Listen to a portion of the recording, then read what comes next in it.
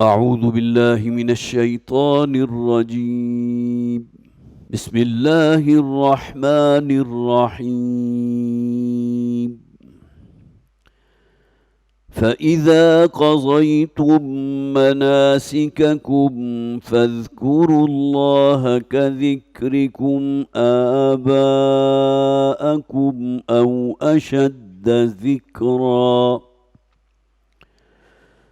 فمن الناس من يقول ربنا آتنا في الدنيا وما له في الآخرة من خلاق، ومنهم من يقول ربنا آتنا في الدنيا حسنة وفي الآخرة حسنة وقنا عذاب النار. أولئك لهم نصيب مما كسبوا والله سريع الحساب. واذكروا الله في أيام معدودات، فمن تعجل في يومين فلا إثم عليه، ومن تأخر فلا إثم عليه لمن اتقى. واتقوا الله واعلموا أنكم إليه تحشرون. ومن الناس من يعجبك قوله في الحياة الدنيا ويشهد الله على ما في قلبه وهو ألد الخصام. وإذا تولى سعى في الأرض ليفسد فيها ويهلك الحرث والنسل والله لا يحب الفساد. وإذا قيل له اتق الله أخذته العزة بالإثم فحسبه جهنم ولبئس المهاد. ومن الناس من يشري نفسه ابتغاء مرضات الله والله رؤوف بالعباد. يا أيها الذين آمنوا ادخلوا في السلم كافة ولا تتبعوا خطوات الشيطان إنه لكم عدو مبين. صدق الله العظيم. رب اشرح لي صدري ويسر لي أمري واحلل عقدة من لساني يفقهوا قولي. اللهم ألهمنا رشدنا وأعذنا من شرور أنفسنا آمين या रब्बल आलमीन। हज़रत 24वें रुकू का आगाज़ हुआ था, यसअलूनका अनिल अहिल्ला। ए नबी सल्लल्लाहु अलैहि वसल्लम, ये आपसे सवाल करते हैं चाँद की घटती और बढ़ती हुई सूरतों के बारे में। फरमाया कुल हिया मवाक़ीतु लिन्नासि वल हज। ए नबी उन्हें कह दीजिए ये लोगों के लिए दिनों, हफ्तों और महीनों की पैमाइश का एक आसमानी कैलेंडर है जो अल्लाह ताला ने आसमान में लटका दिया है। और उससे भी आगे बढ़कर बात की गई वल हज, और असल में यही वो शय है कि जिसकी बुनियाद पर हज के दिनों की तामील होती है। ये 24वें रुकू में असल में हज के उस मौजू को ले लिया गया, सिर्फ टच किया गया है, लेकिन उसके बाद फिर मुसलमानों की गैरत को ललकारा गया कि ये बैतुल्लाह जो असल में मरकज़ था तौहीद का, ان اول بیت وضع للناس للذی ببکۃ مبارکا وہدی للعالمین، سب سے پہلا گھر جو تعمیر کیا گیا اس روئے ارضی پر، وہ آج مشرکین کے تسلط میں ہے، اور وہ توحید جو ہے وہ بالکل ان کا ہے، کہیں نظر نہیں آ رہی۔ بہت سے مناسک ان کے ہاں موجود تھے، لیکن ظاہر ہے کہ ایک مسخدہ تصور تھا ان کے ہاں دین کا، بالکل برہنہ ہو کر طواف کرنا بہت بڑے درجے کی نیکی کا کام سمجھتے تھے۔ تو اب تمہاری غیرت کا تقاضا یہ ہے کہ اسے مشرکین کے تسلط سے نجات دلاؤ، آزاد کراؤ۔ لہٰذا قتال کے موضوع کو لیا گیا اور پورے زور و شور سے لیا گیا۔ یہ ہم پڑھ چکے ہیں کہ بل فتنۃ اشد من القتل، یہ جو فتنہ برپا ہے مکہ میں، غیر اللہ کی حاکمیت ہو رہی ہے، بیسیوں سینکڑوں کی تعداد میں دیویاں اور دیوتا ہیں کہ جن کے مجسمے تم پوجتے ہو، یہ نظام جو ہے کہیں بڑھ کر جرم ہے اللہ کے نزدیک قتل و غارت سے۔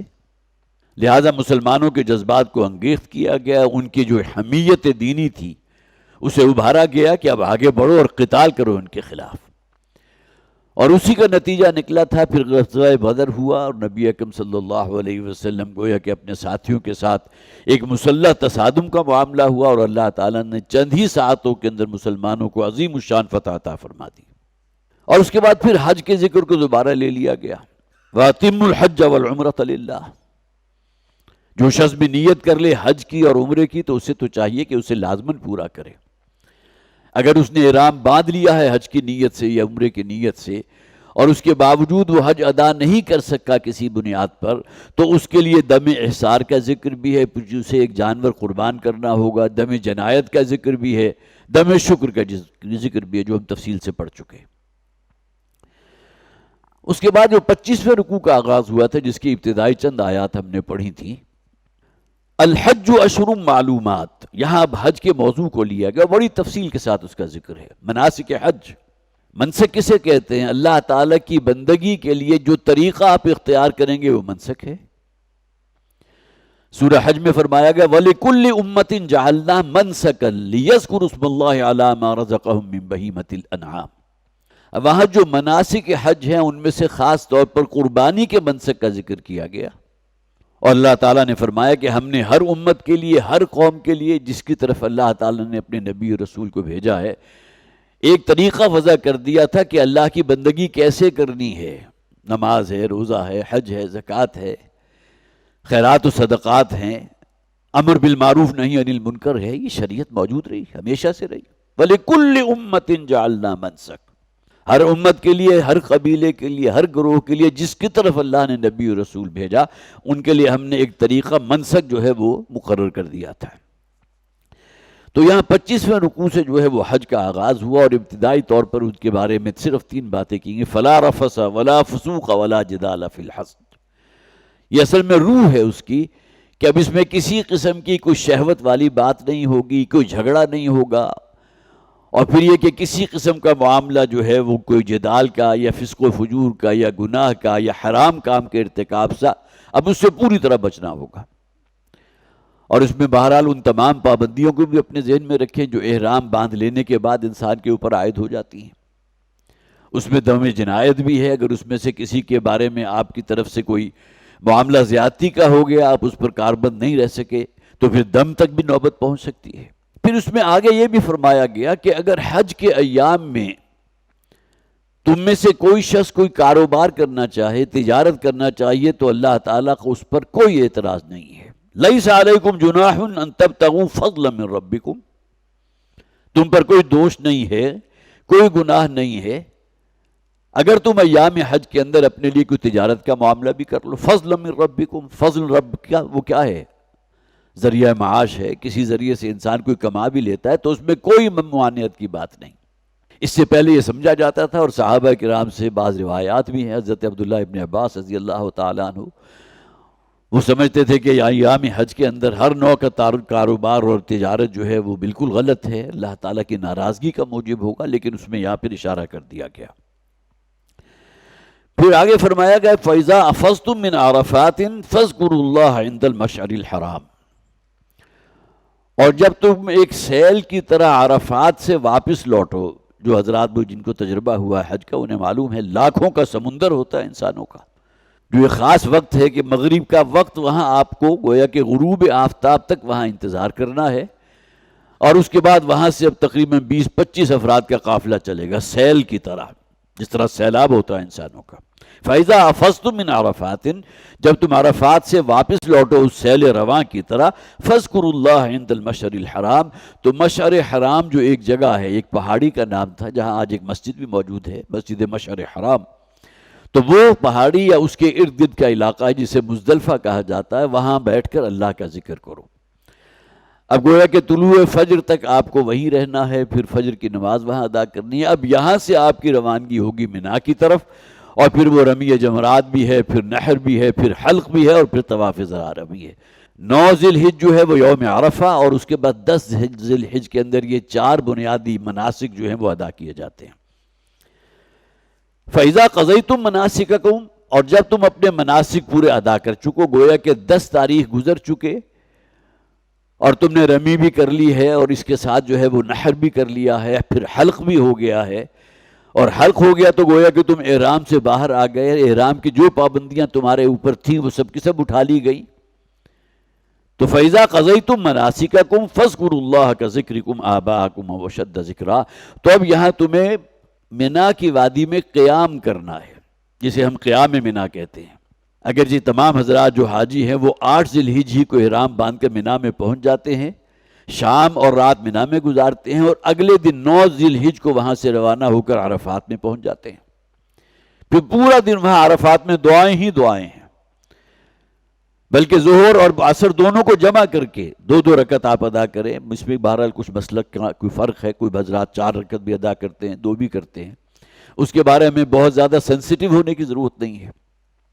تو فَإِذَا قَضَيْتُم مَنَاسِكَكُمْ فَاذْكُرُوا اللَّهَ كَذِكْرِكُمْ آبَاءَكُمْ، اور اس سے پہلے کیا ہوا کرتا تھا، لوگ چوپال بنا کر بیٹھ جایا کرتے تھے، حج کی عبادت تو تھی۔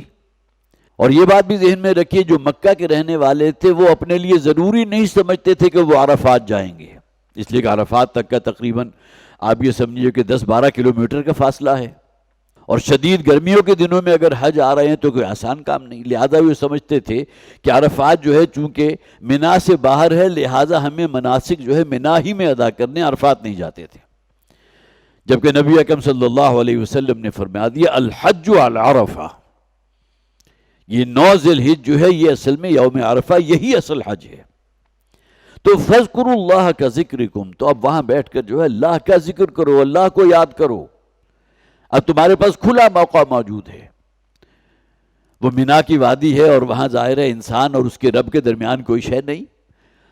ہاں اگر کوئی شخص وہاں کسی اور مشغلے کو استعمال کر لیں، کوئی گپ بازیاں بھی ہو رہی ہیں، کچھ جو اور قسم کے کوئی مشاغل جو ہیں اس کے اندر بھی انسان لہو و لعب کے اندر بھی اپنا وقت ضائع کر رہا ہے، تو یہ اس کی اپنی کمائی ہے، جس کے بارہ اللہ تعالیٰ کے ہاں اس کو جو ہے اس کو بھگتنا ہوگا۔ کہ وہاں پہنچا بھی دیا اللہ نے، اور اس کے باوجود جسے ذکر اللہ کہتے ہیں، اللہ کی یاد دلوں میں پیدا کرنے کے لیے ذرائع اختیار کرنا، اس سے انسان یکسر محروم رہ گیا۔ تو فَمِنَ النَّاسِ مَن يَقُولُ رَبَّنَا آتِنَا فِي الدُّنْيَا وَمَا لَهُ فِي الْآخِرَةِ مِنْ خَلَاقٍ۔ دیکھیے اب یہ ذکر چونکہ حج ہی کا ہو رہا ہے، اب یہاں 4 افراد کا ذکر کیا گیا، 4 قسم کے لوگوں کا ذکر کیا گیا۔ لوگوں میں سے کچھ وہ بھی ہیں جو کہتے ہیں من یقول، جو یہ کہتے ہیں ربنا آتنا فی الدنیا وما لہ فی الآخرۃ من خلاق، اے پروردگار ہمیں تو اسی دنیا کی چیزیں عطا فرما دے، اور آخرت کا اجر و ثواب اس کے لیے انسان کے حضور طلب کرنا، دعا مانگنا، جنت کے لیے انسان کا آرزو مند ہونا، اس کے لیے دعائیں مانگنا، اس سے یکسر غافل، صرف دنیاوی جو بھی معاملات ہیں انہی کے لیے اللہ سے دعا کر رہے ہیں۔ کوئی بیمار ہے تو بیماری سے شفا کی دعا ہے، کسی کے کاروبار میں کہیں کوئی معاملہ خسارے کا ہو گیا تو اس سے نکلنے کی دعا ہے، کسی کا کوئی اور مشکل اور کوئی مصیبت آ پڑی ہے دنیاوی اعتبار سے، اس کے لیے دعا ہے۔ لیکن آخرت کے لیے اپنے گناہوں کے اوپر استغفار، توبہ کرنا، آئندہ کے لیے کوئی عزم اور ارادہ کرنا کہ آئندہ صحیح زندگی گزاروں گا، تو گویا کہ آخرت ان کا مطلوب نہیں ہے۔ لہذا فرما دیا کہ وَمَا لَهُمْ فِي الْآخِرَةِ مِنْ خَلَاقٍ، ان لوگوں کے لیے آخرت میں کوئی حصہ نہیں ہے۔ جن کی دعا اور طلب کے اندر صرف دنیا ہی دنیا ہے، تو اللہ تعالیٰ نے بھی فرما دیا ان کا آخرت میں کوئی حصہ نہیں۔ یہ ایک کیٹیگری بیان کی۔ فَمِنَ النَّاسِ، لوگوں میں سے کچھ وہ بھی ہیں۔ ومنہم، اور لوگوں میں سے کچھ وہ بھی ہیں، من یقول ربنا آتنا فی الدنیا حسنہ وفی الآخرۃ حسنہ وقنا عذاب النار، اور لوگوں میں سے بہت سے ایسے بھی ہیں کہ جو یہ کہتے ہیں اپنے پروردگار سے، اے پروردگار ہمیں اس دنیا میں بھی حسنات، بھلائیاں، خیرات، نیکیاں عطا فرما، اچھائیاں عطا فرما، اور آخرت کو بھی پیش نظر رکھتے ہیں، اپنی ہدایت کے لیے دعا کرتے ہیں، اپنے ایمان میں اضافے کے لیے دعا کرتے ہیں، آخرت کی نجات اور کامیابی کے لیے دعا کرتے ہیں۔ یہ دوسری کیٹیگری یہاں بیان کر دی گئی، وَمِنْهُمْ مَنْ يَقُولُ رَبَّنَا آتِنَا فِي الدُّنْيَا حَسَنَةً وَفِي الْآخِرَةِ حَسَنَةً وَقِنَا عَذَابَ النَّارِ۔ اور یہ دعا انتہائی جامع دعا ہے، نبی اکرم صلی اللہ علیہ وسلم نے بہت ہی کثرت کے ساتھ اس کی تاکید کی ہے۔ بلکہ مسلم شریف میں ایک روایت ہے، میں خاص طور پر ایک تفسیر کا مطالعہ کر رہا تھا تو میرے لیے بھی بڑی حیران کن بات تھی۔ نبی اکرم صلی اللہ علیہ وسلم ایک مسلمان، وہی مدینہ کا رہنے والا، اس کی عیادت کے لیے تشریف لے گئے۔ وہ اپنے مرض کی وجہ سے بالکل نڈھال ہو چکا تھا، ہڈیوں کا ڈھانچہ بنا ہوا تھا، بستر پر تھا۔ تو نبی اکرم صلی اللہ علیہ وسلم نے اس سے سوال کیا کہ تم اپنے لیے کیا دعا کرتے ہو اللہ سے؟ تو اس شخص نے یہ جواب دیا کہ میں تو اللہ سے صرف یہ دعا کرتا ہوں کہ اے پروردگار جو سزا تو نے مجھے آخرت میں دینی ہے اسی دنیا میں دے دے۔ تو نبی اکرم صلی اللہ علیہ وسلم نے سختی سے اسے منع کیا ان صاحب کو۔ یہ تو گویا کہ تم آگے بڑھ کر، اگرچہ اپنی دانش میں اس کی سادہ لوحی ہے کہ میں کسی طرح آخرت کے عذاب سے بچ جاؤں، اصل منشا تو یہی تھا نا، لیکن یہ کہ اس نے یہ کہہ دیا اپنی زبان سے، اور کہتے میں تو اپنے رب سے یہی دعا کرتا ہوں، پروردگار جو آخرت میں مجھے تکلیف تو نے پہنچانی ہے اسی دنیا میں پہنچا دے۔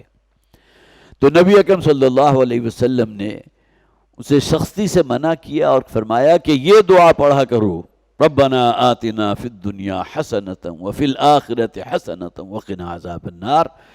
اور یہی وہ دعا ہے جو مسنون ہے، جب بھی کوئی شخص بیت اللہ کا طواف کرتا ہے تو رکن یمانی سے لے کر حجر اسود تک کی یہ پوری جو دیوار ہے، اب آپ کا اگر چکر بڑا لمبا ہے تو آپ بہت بڑے پیریفری سے چکر لگائیں گے اور کافی وقت لگ جائے گا آپ کو، لیکن یہ اصلاً یہی ایک دعا ہے نبی اکرم صلی اللہ علیہ وسلم سے معصور بھی ہے، مسنون بھی ہے، منقول بھی ہے، ربنا آتنا فی الدنیا حسنہ وفی الآخرۃ حسنہ وقنا عذاب النار، اور جہنم کی آگ کے عذاب سے ہمیں بچا لے۔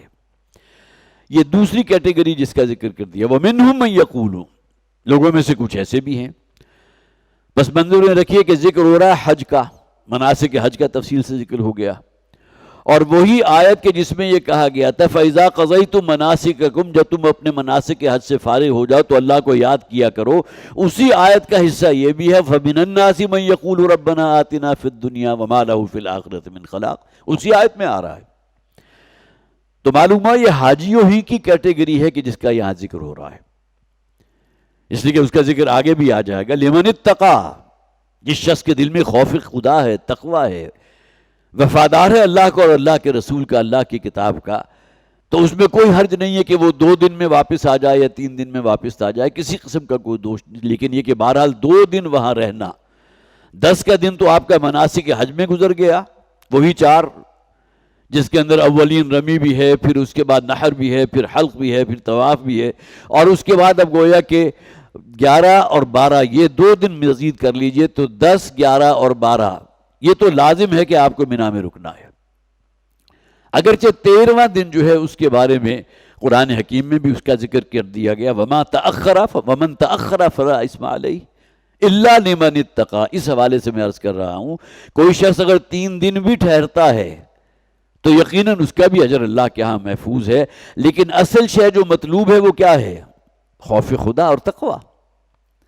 اگر تقوی موجود نہیں تو 3 دن بھی اگر ٹھہر گئے تب بھی اللہ کے ہاں جو اجر و ثواب نہیں ملے گا۔ تقوی موجود ہے تو 2 دن کے بعد بھی واپس آ گئے تو اللہ کے ہاں وجر ریوارڈ ملے گا، اجر و ثواب ملے گا۔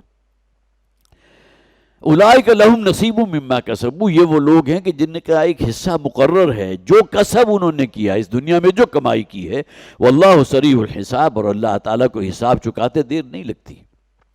وَاذْكُرُوا اللَّهَ فِي أَيَّامٍ مَعْدُودَاتٍ، یہاں ایام معدودات کا ذکر ہو گیا، جہاں گویا کہ 10، 11، 12 اور 13 یہ 4 دن ہیں مراد، جس میں 10 ذی الحجہ جو ہے جس میں عید بھی آپ مناتے ہیں اور وہ مناسک بھی ہیں جن کا میں نے ذکر کیا، اور اس کے بعد پھر 11 اور 12 آپ کو لازماً وہاں رکنا ہے، لیکن 12 کی اگر شام ہو جائے تو اب آپ پر 13ویں کے دن کا 12ویں گویا کہ 13ویں کی رات بھی وہاں رکنا لازم ہوگا۔ تو وَاذْكُرُوا اللَّهَ فِي أَيَّامٍ مَّعْدُودَاتٍ، اللہ کو یاد کیا کرو ان دنوں میں کہ جو بہت ہی گنتی کے چند دن ہیں۔ فَمَن تَعَجَّلَ فِي يَوْمَيْنِ فَلَا إِثْمَ عَلَيْهِ، تو جو شخص بھی تعجیل کرتا ہے، اسے کوئی جلدی ہے، فرض کیجئے گھر میں کوئی بیمار ہے، کوئی اور اس کی کوئی مصیبت ہے، کوئی کسی اور مسئلے میں شکار ہے، اور 2 دن کے بعد واپس آ جانا چاہے تو فلا اسم علیہ، تو اس میں کوئی حرج کی بات نہیں۔ ومن تأخر فلا اسم علیہ، اور جو شخص اس کے بعد مزید رکتا ہے، تأخر کے معنی کیا ہے؟ اگلا دن بھی شامل کر لیتا ہے، 13ویں کا دن، گویا کہ 13ویں کی رات بھی وہیں مینا میں رہا، اب 13ویں کے دن جو ہے وہ زوال کے بعد وہاں سے نکلا ہے، تو فلا اسم علیہ، اس میں بھی کوئی حرج نہیں، الا لمن اتقی، شرط یہ ہے کہ اللہ کا تقوی دل میں موجود ہو، وفاداری ہو اللہ کے ساتھ۔ واتقوا اللہ واعلموا انکم الیہ تحشرون، اور دیکھو اللہ کا تقوی اختیار کرو اور خوب اچھی طرح جان لو کہ تم سب کو اللہ ہی کے حضور جمع کر دیا جائے گا۔ وَمِنَ النَّاسِ مَن يُعْجِبُكَ قَوْلُهُ فِي الْحَيَاةِ الدُّنْيَا، اب دیکھیے وہی وَمِنَ النَّاسِ، وہی کیٹیگری جو آ رہی ہے۔ پہلی کیٹیگری وہ جو صرف دنیا چاہیے، دعا کرتے ہیں تو صرف دنیا کے لیے۔ دوسری کیٹیگری وہ ہے کہ جو دعا کرتے ہیں دنیا اور آخرت دونوں کے لیے۔ تیسری کیٹیگری وہ ہے وَمِنَ النَّاسِ مَن يُعْجِبُكَ قَوْلُهُ فِي الْحَيَاةِ الدُّنْيَا، اور لوگوں میں سے کچھ وہ بھی ہیں کہ اے نبی صلی اللہ علیہ وسلم آپ کو بڑا پسند آتا ہے ان کا قول یا ان کی باتیں، آپ کو بڑی اچھی لگتی ہیں اور آپ گویا کہ ان کی طرف مائل ہوتے ہیں۔ یہاں منافقین کا ذکر ہو رہا ہے، حج کرنے والے خالصتاً جسے آپ کہیے کہ صادق الایمان وہ بھی ہیں، یقیناً اکثریت ان لوگوں کی ہوگی، لیکن منافقین بھی ہیں۔ حج کر لیا، کرنے سے پہلے کو جو کردار تھا حج کے بعد بھی وہی کردار چلا آ رہا ہے۔ اگر پہلے کہیں رشوت خوری ہو رہی تھی، کوئی اور حرام کام ہو رہا تھا، لہو و لعب کے اندر مبتلا تھے، دن اور رات کا نقشہ کچھ اور ہی تھا، تو حج ادا کرنے کے بعد یا عمرہ ادا کرنے کے بعد بھی سرے منہ کوئی فرق واقع نہیں ہوا۔ یہ منافقین کی کیٹیگری ہے۔ تو لوگوں میں سے وہ بھی ہیں کہ اے نبی صلی اللہ علیہ وسلم ان کی باتیں آپ کو بڑی بھلی لگتی ہیں اس دنیا میں، اور منافقین کا یہ طرز عمل تھا، بڑی جسے آپ کہیے میٹھی میٹھی باتیں کی ہیں، چکنی چپڑی باتیں کی ہیں، اپنا وفاداری کے لیے قسمیں کھا کھا کر یقین دلایا۔ سورہ منافقون، اذا جاءک المنافقون قالوا نشہد انک لرسول اللہ، جب منافق آپ کے پاس آتے ہیں تو وہ کہتے ہیں ہم اس پر گواہ ہیں، گواہی دیتے ہیں کہ آپ اللہ کے رسول ہیں، لیکن اللہ کے رسول کی محبت جو دلوں میں ہونی چاہیے وہ موجود نہیں۔ بہت سی باتوں پر اعتراض اٹھا دیتے تھے، چیمگوئیاں کرتے تھے، وسوسہ اندازی کرتے تھے، اور جو مسلمان کچھ آگے بڑھ کر گویا کہ خیرات اور صدقات کے کاموں میں، جہاد اور قتال کے کاموں میں آگے بڑھے جا رہے ہیں، ان کے لیے دل کے اندر جو ہے بغض کے جذبات پالتے رہتے تھے۔ تو وہ لوگ کہ جن کی باتیں تو آپ کو بڑی بہت چکنی چپڑی باتیں کرنے والے، بڑی میٹھی میٹھی باتیں کرنے والی، اپنی وفاداری کا جو ہے یقین دلانے کے لیے قسمیں تک کھانے سے گریز نہیں کرتے، وَيُشْهِدُ اللَّهَ عَلَى مَا فِي قَلْبِهِ، اور وہ گواہ ٹھہراتے ہیں اللہ کو کہ جو بات وہ کہہ رہے ہیں وہ دل سے کہہ رہے ہیں، حالانکہ انہیں بھی معلوم ہے اور اللہ کو بھی معلوم ہے ان کے دل کے اندر کیا ہے۔ وہ صرف ذالک قولہم بافواہہم، یہ صرف ان کی زبان کی باتیں ہیں، اس سے آگے پڑھ کر جو عملی اقدام ہے، جو کردار ہونا چاہیے، جو سیرت ہونی چاہیے، جس کا مطمع نظر کامیابی ہو آخرت کی، تو اس کا جو سیرت و کردار ہونا چاہیے وہ دور دور تک موجود نہیں۔ تو وَيُشْهِدُ اللَّهَ عَلَى مَا فِي قَلْبِهِ، اشہد یشہد کسی کو گواہ ٹھہرانا، اور وہ اللہ کو گواہ بنا کر کہتے ہیں کہ جو ہم آپ سے باتیں کر رہے ہیں وہ عَلَى مَا فِي قَلْبِهِ، اپنے دل کی باتیں آپ سے کر رہے ہیں۔ وَهُوَ أَلَدُّ الْخِصَامِ، یہ تو اللہ کو معلوم ہے نا، دلوں کے بھید تو اللہ جاننے والا ہے، کتنی کچھ محبت ہے اللہ کے ساتھ، اللہ کے رسول کے ساتھ، اس دین کے ساتھ، کتنا کچھ ایثار اور قربانی کر سکتے ہیں اس دین کے لیے، تو اللہ کے علم میں ہے۔ لیکن انہی لوگوں کا ایک ظاہر بھی ہے، الد الخصام، انتہائی سخت دل ہیں، کٹھور دل ہیں، اور جھگڑالو واقع میں۔ خصم کسے کہتے ہیں؟ جھگڑا کرنے والا۔ عام طور پر ہمارے ہاں یہ الفاظ استعمال ہوتے ہیں قسم کے جو ہے پنجابی زبان میں، وہ بھی کسی دشمن کے لیے استعمال ہو جاتے ہیں، لیکن وہ اس کا بالکل مفہوم مخالف ہے۔ تو یہ جھگڑا کرنے والا معاملہ جو ہے تو وہ ہوا الد الخصام، لدہ یلدو کسی شخص کا اکھڑ مزاج ہونا، الد جو ہے اس سے افضل التفضیل ہے، تو گویا کہ سب سے بڑھ کر سخت مزاج، اکھڑ مزاج، جھگڑالو قسم کا آدمی، اور خصام جو ہے اس کے اندر بھی وہ مفہوم موجود ہے۔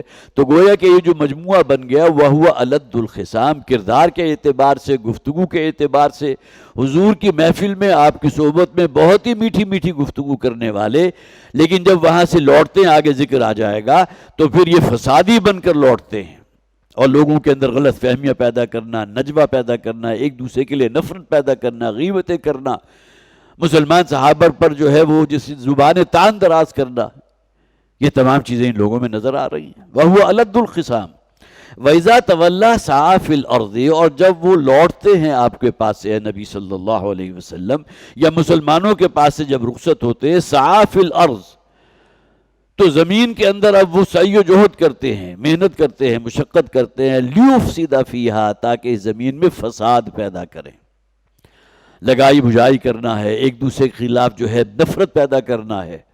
یہ منافقین کا طرز عمل، ذکر وہی حاجیوں کا ہو رہا ہے۔ یہ چار کیٹیگریز جو ہے مفسرین نے لکھا ہے کہ یہ تمام کی تمام ان حاجیوں میں بھی موجود ہیں جو حج کرنے گئے لیکن دل میں وہ خوف خدا نہیں ہے، اللہ اور اللہ کے دین کے ساتھ وفاداری نہیں ہے۔ لیفسد فیہا ویہلک الحرث والنسل، اور صرف فساد ہی نہیں بلکہ لوگوں کی کھیتیوں کو بھی برباد کرتے ہیں، اجاڑتے ہیں، تباہ کرتے ہیں، اور مویشیوں کی بھی جان لیتے ہیں۔ اب جو شخص فسادی ہوگا تو اس کے تو پیش نظر یہی ہوگا نا، فساد کا جو بھی مظہر اس کے بس میں ہو، اس کے اختیار میں ہو۔ اور یہاں مفسرین نے اس بات کو بھی واضح کیا ہے کہ ایک کردار موجود تھا اس وقت مدینہ کے اندر، اخنس ابن شریق اس کا نام تھا، اور اکثر و بیشتر مفسرین نے مراد یہ لیے یہاں اسی کا ذکر ہو رہا ہے، اس کی سخت مزاجی کا ذکر بھی ہو رہا ہے، لیکن یہ منافقت تھی نا اس کے اندر کہ نبی اکرم صلی اللہ علیہ وسلم کی محفل میں بیٹھے ہوئے ایسی اچھی اور میٹھی باتیں اور اپنی وفاداری کے اوپر خود گواہی دینے والے، لیکن یہ کہ پیچھے سیرت و کردار کا معاملہ اس درجے کا کہ قرآن خود کہہ رہا ہے ہوا الد الخصام، انتہائی سخت درجے کا جھگڑالو، جسے ہمارے ہاں عام طور پر مزاج کے اعتبار سے کہا جاتا ہے نا کہ فلاں شخص بہت ہی کبا قسم کا شخص ہے، کوئی بات جو ہے اس کی سمجھ میں آتی نہیں اور اپنی ہی بات منوانے کے لیے مصر رہتا ہے، کسی کی بات سننے کو تیار نہیں ہوتا، انتہائی اکھڑ مزاج۔ وَيُهْلِكَ الْحَرْثَ وَالنَّسْلَ وَاللَّهُ لَا يُحِبُّ الْفَسَادَ، اور اللہ تعالیٰ ایسے فسادیوں کو یا اس فساد کو پسند نہیں کرتا۔ جس شخص کے کردار کے اندر یہ آپ کو دو قسم کی جو ہے وہ پکچرز نظر آ رہی ہوں کہ منہ کی، جسے ہمارے ہاں عام طور پر کہا جاتا ہے نا کہ زبان کے بڑے میٹھے ہیں لیکن دل کے بڑے کڑوے ہیں، یہ کردار منافقین کا ہے۔ وَإِذَا قِيلَ لَهُ اتَّقِ اللَّهَ أَخَذَتْهُ الْعِزَّةُ بِالْإِثْمِ، اور جب اسے توجہ دلائی جاتی ہے، کچھ مسلمان لوگوں میں سے بھی جو بھی صحابہ تھے وہ بھی انہیں متوجہ کرتے ہیں کہ یہ کیا تمہارے کردار کے اندر یہ منافقت موجود ہے، کچھ اللہ کا خوف کرو، یہ جو فتنہ فساد تم پیدا کر رہے ہو، لوگوں کے اندر نفرت کے بیج بو رہے ہو، تو کچھ اپنی حرکتوں سے باز آؤ۔ جب اسے کہا جاتا ہے وَإِذَا قِيلَ لَهُ اتَّقِ اللَّهَ، جب اسے کہا جاتا ہے کہ ڈرو اللہ سے، أَخَذَتْهُ الْعِزَّةُ بِالْإِثْمِ، تو اس کی جو جھوٹی پندار نفس ہے، اس کا جو تکبر ہے، اس کا جو گھمنڈ ہے، اس کی انا اسے کھینچ لاتی ہے اور وہ اسی اپنے گناہ کے اوپر اصرار پر رہتا ہے۔ جو فسق و فجور وہ کر رہا ہے اس سے قطعاً باز آنے والا نہیں، بلکہ اس کے اندر مزید اضافہ ہو جاتا ہے۔ اگر کسی شخص کی طرف سے اسے ٹوکا جائے، کوئی خدا خوفی کرو، اللہ سے ڈرو، یہ کس قسم کا کردار ہے تمہارا، تو وہ اپنی جھوٹی عزت نفس ہی کو اصل مسئلہ بنا لیتا ہے اور وہ اسے اس کے گناہ پر، فسق و فجور پر اور فساد پر اور پوری طرح پختہ کر دیتی ہے۔ اخذتہ العزت بالاسم، پندار نفس، غرور، گھمنڈ، تکبر، فحسبہ جہنم۔ یہ اخنس ابن شریق جیسا کہ میں نے عرض کیا اس کردار کا یہاں، اور صرف وہ ایک شخص تو نہیں تھا، کتنے اور منافقین ہوں گے، عبداللہ ابن ابی سے بڑھ کر کون ہوگا، جسے عام طور پر رئیس المنافقین کہا جاتا ہے، جس کے دل میں سخت نفرت تھی نبی اکرم صلی اللہ علیہ وسلم کے لیے، لیکن اسلام کا لبادہ اوڑھا ہوا تھا۔ اور یہ صحیح روایات ہیں کہ اس شخص کی نماز جنازہ بھی حضور نے پڑھائی، بدترین منافق۔ لیکن اس کے بعد پھر اللہ تعالیٰ کی طرف سے سورہ توبہ کے اندر یہ موضوع جو ہے اس کو ٹچ کیا گیا ہے کہ اے نبی اب آپ ان میں سے کسی کی نماز جنازہ ادا نہیں کریں گے، نہ کسی کی مغفرت کے لیے دعا کریں گے۔ اور یہ الفاظ بھی وہاں موجود ہے، ان تستغفر لہم 70 مرۃ لن یغفر اللہ لہم، اگر آپ 70 مرتبہ بھی ان کے لیے استغفار کرتے ہیں تب بھی اللہ تعالیٰ ان کو معاف نہیں کرے گا۔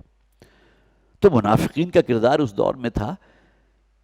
آگے حالانکہ نوٹ کیجئے کہ حج کی بات ہو رہی ہے، اس میں اس کردار کو لے کر آ رہے ہیں۔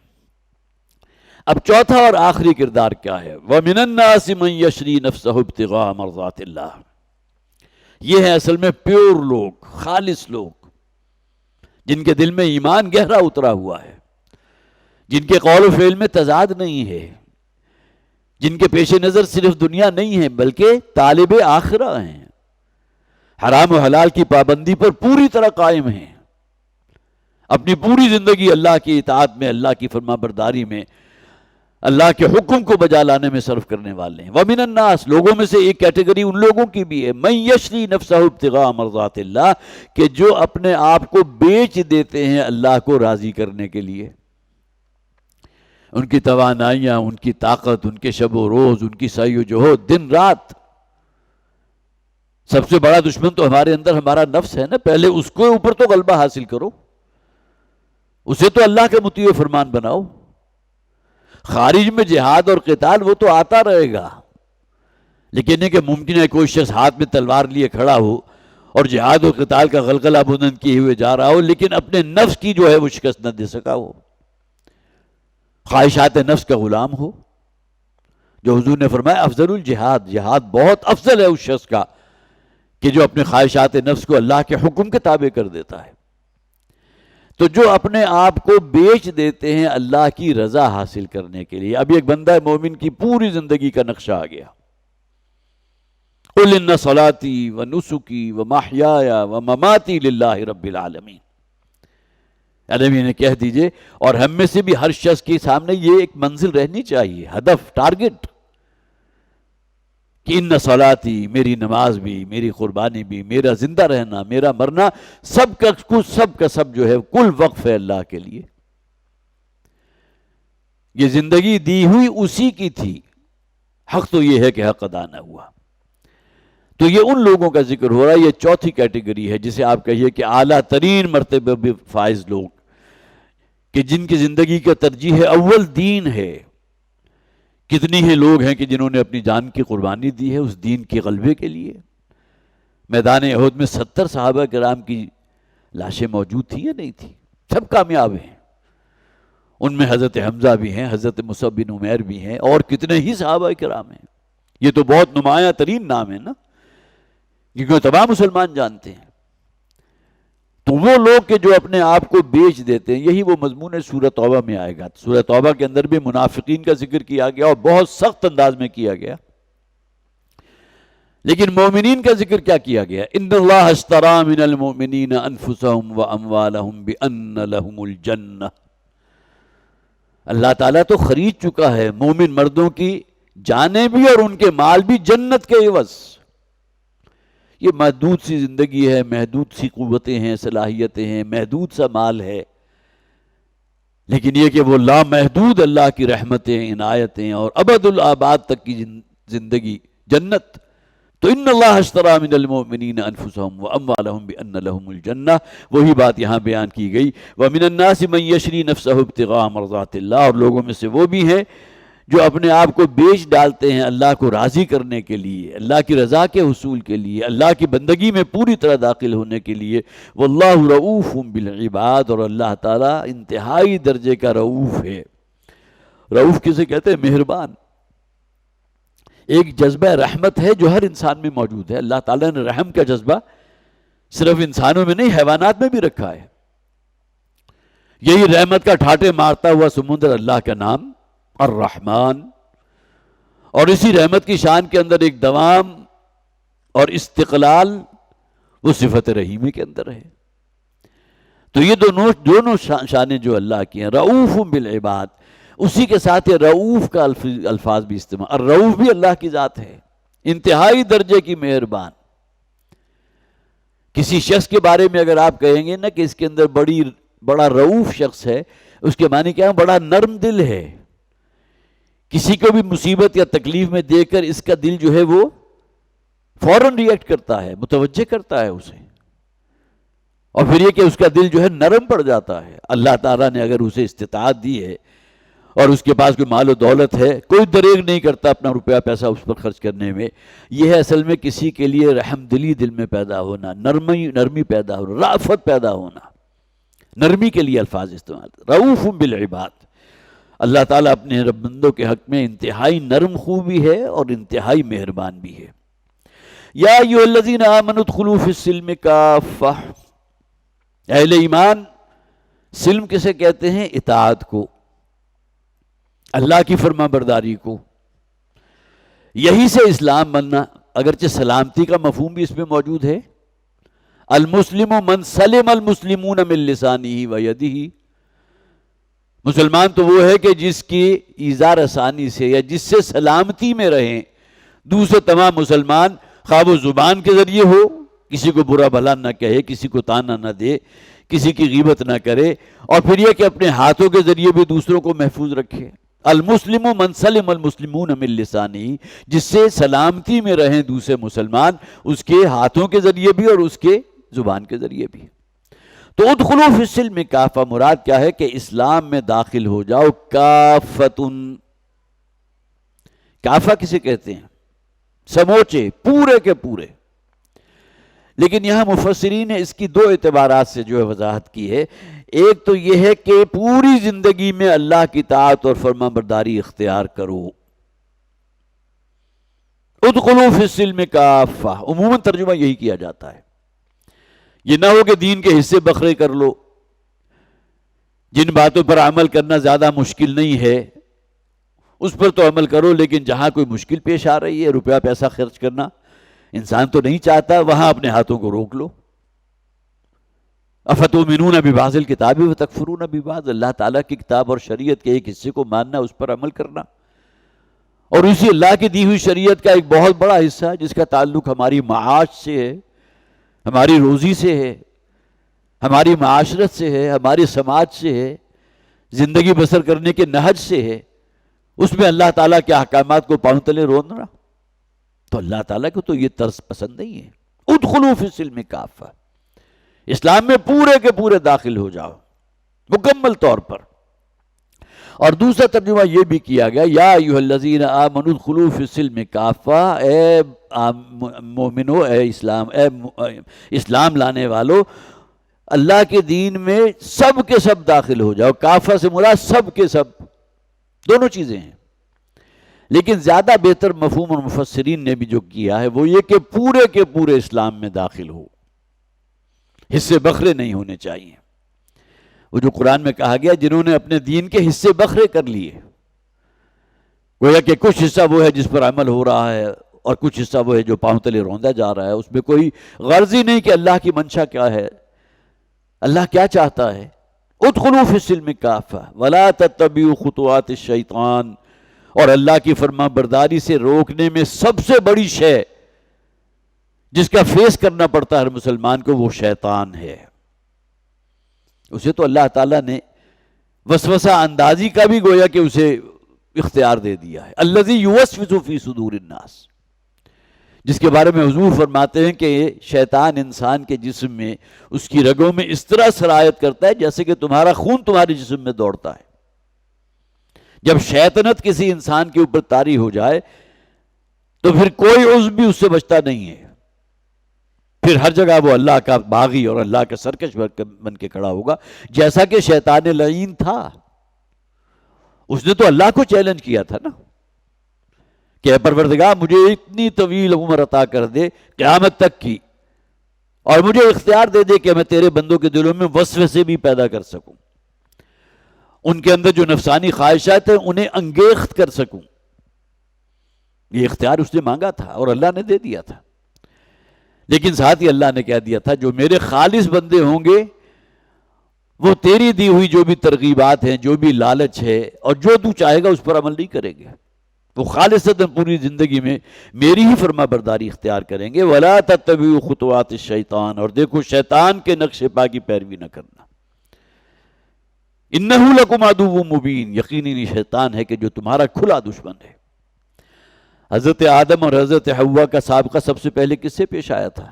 اسی شیطان لعین سے نا، اسی نے وسوسہ اندازی کی، جسے سورہ بقرہ کے اندر بڑی خوبصورت سے کہا گیا فَأَزَلَّهُمَ الشَّيْطَانُ عَنْهَا، اللہ نے جو حکم دیا تھا کہ اس درخت کے قریب نہ جانا، تو شیطان لعین نے ڈگمگا دیا ان دونوں کو، مراد کون ہے؟ حضرت آدم، حضرت حوا، اپنے وسوسہ اندازی کے ذریعے، اور بالآخر انہیں مجبور کیا کہ وہ اس درخت کا پھل کھا لیں جس سے اللہ نے منع کیا تھا۔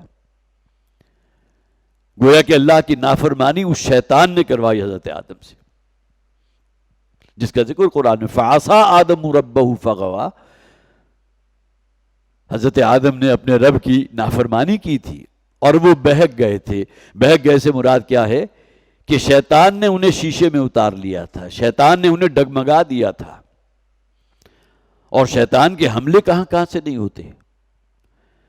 بعض اوقات ثقافت جو ہے اس سے شیطان اپنا روپ دے دیتا ہے، عریانی، فحاشی، بے پردگی، یہ تو ہماری ثقافت ہے جی، ہمارا کلچر ہے۔ سود کے بغیر تو ہمارا گزارا ممکن ہی نہیں، ہماری معیشت چل ہی نہیں سکتی، اور ایسے ایسے دلائل دے گا۔ یہی وجہ ہے نا قرآن حکیم میں کہا گیا، اللہ تعالیٰ نے سود کو حرام قرار دے دیا، احل اللہ البیع وحرم الربا۔ بڑی دلیلیں دیا کرتے تھے، اگر کسی شخص کو ہم نے کوئی فرض کیجئے کہ 1000 درہم جو ہے وہ قرض دے دیا، اور اس کے اوپر ماہانہ ہم نے وصول کرنا شروع کر دیا سود، وہ 1000 درہم جو اپنی جگہ قائم رہیں گے، لیکن یہ سودی رقم جو ہے وہ جمع کرنی شروع کر دی، یہ سود ہے۔ اور کوئی شے ہم نے خریدی ہے 1000 درہم کی اور اس کو بیچ دیا 1200 درہم میں، تو 2000 روپے جو ہم نے 200 روپے جو ہم نے اس کے اوپر درہم کمائے ہیں، یہ کیا معاملہ ہے کہ اللہ تعالیٰ نے اسے تو جائز کہا اور اسے ناجائز کر دیا؟ عقلی دلیلیں، منطقی دلیلیں آج بھی دینے والے موجود ہیں۔ یہی وجہ ہے کہ وہ شریعت کورٹ کب کا فیصلہ کر چکی سود کے بارے میں کہ یہ بینک انٹرسٹ جو ہے یہ ربا کی تعریف میں آتا ہے، یہ انٹرسٹ ہے، لیکن اس کے باوجود جو ہے اس کے اندر کوئی سر منہ فرق واقع نہیں ہوا، کوئی تبدیلی کرنے کو تیار نہیں، اس لیے کہ ہم سمجھتے ہیں کہ سود کے بغیر تو ہماری معیشت چل ہی نہیں سکتی۔ تو ایک شیطان ہے جو دلائل دیتا ہے، وسوسہ اندازی کرتا ہے، بڑی منطقی دلیلیں دیتا ہے۔ وَلَا تَتَّبِعُوا خُطُوَاتِ الشَّيْطَانِ إِنَّهُ لَكُمْ عَدُوٌّ مُبِينٌ، یقیناً یہ شیطان جو ہے تمہارا کھلا دشمن ہے۔ فَإِن زَلَلْتُم مِّن بَعْدِ مَا جَاءَتْكُمُ الْبَيِّنَاتُ، اور پھر اگر کہیں تم ڈگمگا گئے، بچل گئے، شیطان کا کوئی وار جو ہے کارگر ہو ہی گیا، اگرچہ شعوری طور پر انسان پناہ مانگتا ہے، اللہم انی اعوذ بک من ہمزات الشیاطین، قرآن میں یہ آیت موجود ہے نا، وَقُلْ اعوذ بک من ہمزات الشیاطین، کہیے، اگرچہ واحد کے صیغے میں خطاب حضور سے ہے، لیکن مجھ سے آپ سے بھی خطاب ہے، اپنے آپ کو شیطان کی اکساہٹوں سے اللہ کی پناہ میں دینے کے لیے دعا کیا کرو۔ اے پروردگار مجھے محفوظ رکھ، میں تیری پناہ چاہتا ہوں شیطان کی اکساہٹوں سے، ترغیبات سے۔ یہ جو ہوائے نفس ہے، جو انسان کے اندر ایک لذت حاصل کرنے کا جو تلذذ جسے کہتے ہیں، یہ جو جذبہ ہے اسی کو انگیخت کرتا ہے شیطان۔ فَإِن زَلَلْتُم مِّن بَعْدِ مَا جَاءَتْكُمُ الْبَيِّنَاتُ، اور اگر تم کہیں ڈگمگا جاؤ اس کے بعد کہ تم تک بینات، یہ قرآن حکیم کی بات اور حکم اللہ کا، اوامر و نواہی پوری طرح پہنچ چکے تھے، روشن تعلیمات قرآن کی۔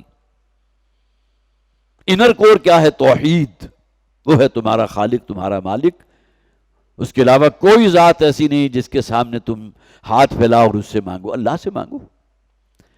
ہاں دل صاف ہونا چاہیے، یہ شیشہ دل جو ہے یہ ایسا ہونا چاہیے کہ جو مانگو تو اللہ تعالیٰ اسے سنے، نہ صرف سنے بلکہ اس کو قبول کرے۔ فَاذْكُرُونِي أَذْكُرُكُمْ، تم میرے کہے پر عمل کرو گے، مجھے یاد رکھو گے، تو میں بھی تمہاری دعائیں سنوں گا، انہیں قبول کروں گا۔ یہ ون وے ٹریفک نہیں، یہ ٹو وے ٹریفک ہے۔ ان تنصروا اللہ ینصرکم، اگر تم اللہ کے دین کے مددگار بن کر کھڑے ہوگے تو اللہ تمہاری مدد کرے گا۔